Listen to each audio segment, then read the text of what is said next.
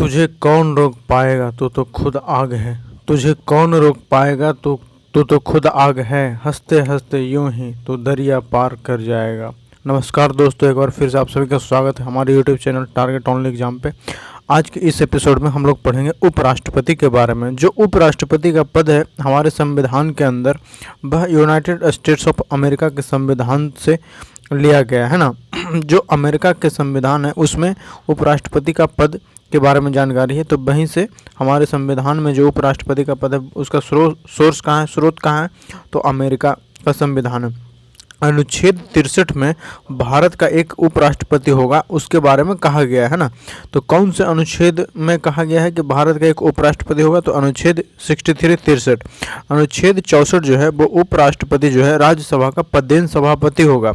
एक बहुत इंपॉर्टेंट बोला जाता है कि देखिए कौन से अनुच्छेद में वर्णन किया गया है कि उपराष्ट्रपति है जो राज्यसभा का या अस्थायी सदन का क्या होगा, सभापति होगा। तो अनुच्छेद 64 में होगा। अनुच्छेद 65 है। अनुच्छेद 65 बोलता है कि राष्ट्रपति के पद में आकस्मिक रिक्ति के दौरान या उसकी अनुपस्थिति में उपराष्ट्रपति का राष्ट्रपति के रूप में कार्य करना या उसके कृत्यों का निर्वहन कर सकता है ना। कि अगर देखिए वो राष्ट्रपति का जो पद है वो खाली है या राष्ट्रपति किसी कारणवश नहीं है या इस्तीफा दे दिया है या उसकी मृत्यु हो जाए, तो उसके अनुपस्थिति में उपराष्ट्रपति है जो राष्ट्रपति के रूप में कार्य कर सकता है। लेकिन जैसे ही राष्ट्रपति का पद का चुनाव हो जाएगा, राष्ट्रपति अपने पद पर स्थापित हो जाएंगे, वैसे ही उपराष्ट्रपति को राष्ट्रपति का कार्य क्षेत्र से बाहर होकर अपने उपराष्ट्रपति का कार्य करना पड़ेगा, है ना। अनुच्छेद 66 बोलता है, 66 बोलता है उपराष्ट्रपति के निर्वाचन से, है ना। अनुच्छेद 66 में किसके बारे में जानकारी दिया है, तो उपराष्ट्रपति का जो निर्वाचन होगा, चुनाव होगा, उसके बारे में। अनुच्छेद 67 जो है 67 है। अनुच्छेद 67 बोलता है उपराष्ट्रपति का पद अवधि कितने साल के लिए होगा, तो 5 साल के लिए। भारत में जो उपराष्ट्रपति का जो चुनाव होता है वो कितने साल के लिए होगा, 5 साल के लिए। अनुच्छेद 68 है जो बोलता है उपराष्ट्रपति द्वारा शपथ या प्रतिज्ञान लिया जाता है ना। अनुच्छेद 68 जो है वो क्या बोला जाता है, उपराष्ट्रपति द्वारा शपथ या प्रतिज्ञान के बारे में है। उसके बाद देखिए निर्वाचन प्रक्रिया के बारे में जान लेते हैं कि उपराष्ट्रपति का चुनाव किस प्रकार से होता है। उपराष्ट्रपति का निर्वाचन के बारे में है अनुच्छेद 66, है ना। अनुच्छेद 66 जो है जो उपराष्ट्रपति के चुनाव से जुड़ा हुआ है। तो निर्वाचन कैसे होता है जान लेते हैं। संसद के दोनों सदन के सदस्य मिलकर बनाने वाले निर्वाचक गण के सदस्यों द्वारा आनुपातिक प्रतिनिधित्व पद्धति के अनुसार एकल संक्रमणीय मत द्वारा होगा उपराष्ट्रपति का चुनाव। ऐसे निर्वाचन में मतदान कैसा होता है, गुप्त होता है और अप्रत्यक्ष होगा। अनुच्छेद 66 बोलता है ना। उसके बाद देखिए उपराष्ट्रपति संसद के किसी सदन या राज्य के विधानमंडल के किसी सदन का सदस्य नहीं होगा, है ना। जो उपराष्ट्रपति है वह संसद के कोई भी सदन, चाहे राज्यसभा हो या लोकसभा हो, उसका सदस्य नहीं होगा, है ना। और राज्य के विधानमंडल के भी किसी सदन का सदस्य नहीं हो। किसी राज्य में विधानमंडल के साथ साथ आपका विधानसभा के साथ साथ विधान परिषद भी होता है, तो उसका भी सदस्य नहीं होगा। ये किस में वर्णित है, तो अनुच्छेद 66 के 2 में। कोई व्यक्ति उपराष्ट्रपति निर्वाचित होने का पात्र तभी होगा जब वह भारत का नागरिक हो। क्या हो, पहला भारत का नागरिक हो, दूसरा उसने 35 साल की उम्र को पार कर चुका हो या उसकी आयु 35 वर्ष हो चुकी हो, तीसरा राज्यसभा का सदस्य निर्वाचित होने के लिए उसमें सारी योग्यताएं शामिल हो। अगर वो राज्यसभा का सदस्य बनने के योग्य है तभी वह निर्वाचित हो सकता है उपराष्ट्रपति के पद के लिए, अदरवाइज नहीं होगा।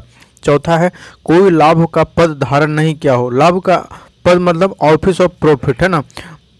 ऑफिस ऑफ प्रॉफिट में वो नहीं हो, कोई भी उसको लाभ का पद नहीं हो। ये किसके बारे में है, तो अनुच्छेद 66(3) में योग्यता है। अनुच्छेद 66 किससे जुड़ा हुआ है, तो उपराष्ट्रपति के निर्वाचन से। इसीलिए उपराष्ट्रपति अगर त्यागपत्र देता है तो किसको देगा, तो उपराष्ट्रपति जो त्यागपत्र देता है वह राष्ट्रपति को देगा, है ना।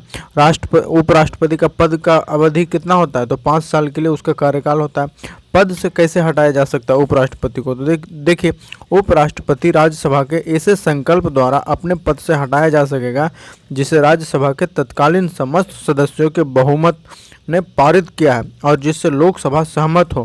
किंतु इस खंड के प्रयोजन के लिए कोई संकल्प तब तक प्रस्तावित नहीं किया जाएगा जब तक कि उस संकल्प को प्रस्तावित करने के आशय से कम 14 दिन पहले सूचना उपराष्ट्रपति ने दे दी जाए, है ना।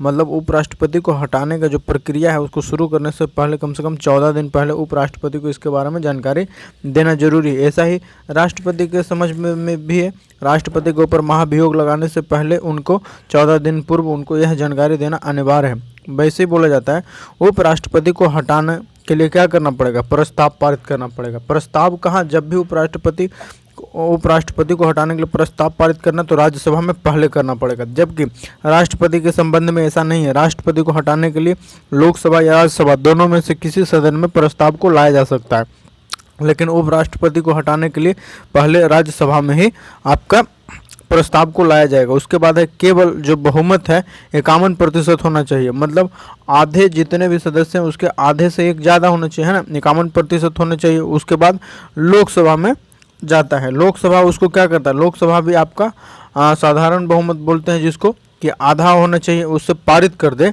है ना। तो उपराष्ट्रपति को पद से हटाया गया है। जबकि देखिए राष्ट्रपति के संबंध में 2/3 है ना, तो ये एक थोड़ा सा इनमें ढील दिया गया है। अनुच्छेद 69 है 69 जो है उपराष्ट्रपति का शपथ कौन करवाता है, तो राष्ट्रपति करवाता है।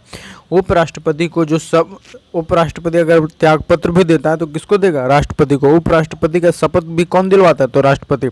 अनुच्छेद 71 जो है राष्ट्रपति या उपराष्ट्रपति के निर्वाचन से संबंधित या संसक्त विषय के बारे में है।